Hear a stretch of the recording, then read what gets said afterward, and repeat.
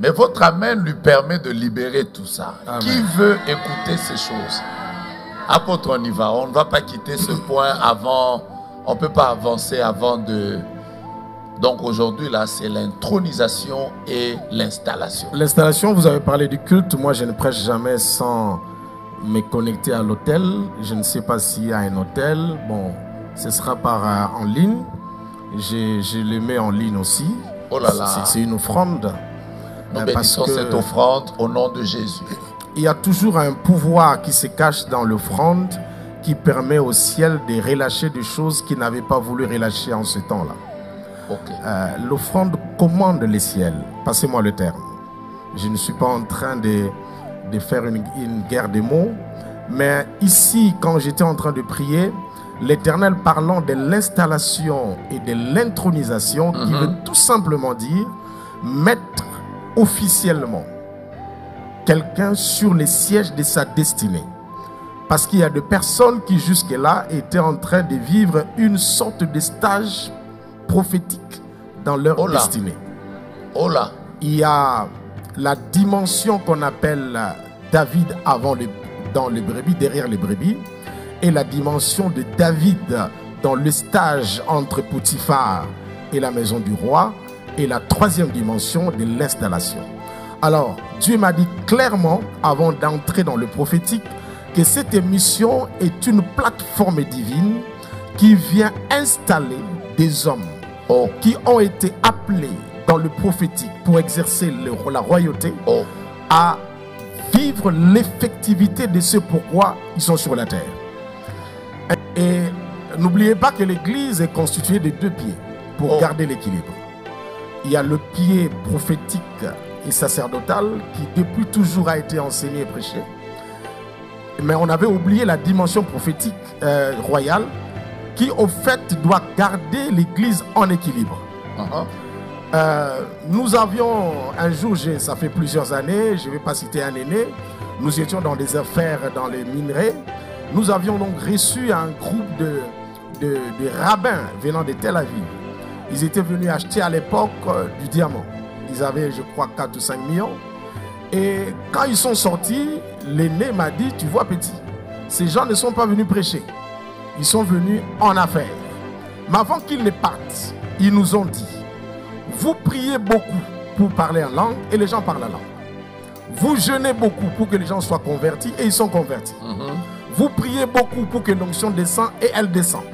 Mais vous ne priez pas aussi beaucoup pour que l'argent entre. Parce que la même énergie que vous nous dégagez pour gagner une âme, nous la dégageons aussi pour entrer dans l'effectivité de la royauté.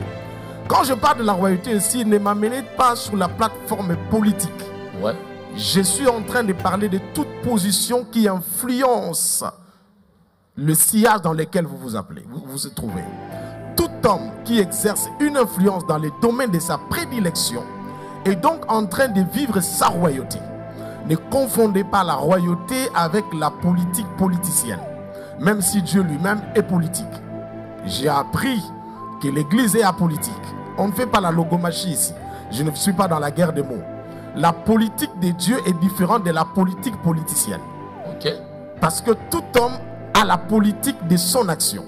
Je peux changer la pensée en disant que tout homme a un cahier de charges, les stratégies qu'il a mis en place pour atteindre l'objectif. C'est ce que j'appelle la politique de Dieu. Et donc, pendant longtemps, l'Église a évolué avec un seul pied, alors qu'elle en a deux. Et Dieu, quand il institue l'onction, il ne l'institue pas seulement pour ce qui est sacerdotal et prophétique, il l'institue aussi pour ce qui est royal. C'est pourquoi on voyait et le roi et les prophètes. Et le roi et les sacrificateurs. Mais longtemps, on a oint le prophète et les sacrificateurs qui sont montés comme des mirages et qui ont laissé comme des papillons la dimension royale. Ainsi donc, Dieu vient faire une sorte de récupération.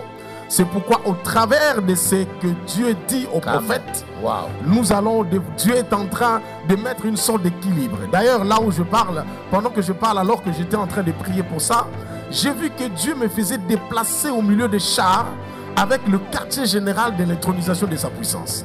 J'ai demandé à Dieu ce que cela voulait dire. Il m'a dit, au-delà de ce qui va arriver, il y a déjà des choses qui se font aujourd'hui et maintenant. Wow. À chaque culte, à chaque déclaration des hommes qui sont passés, des femmes, quelqu'un était entré dans l'effectivité de sa destinée.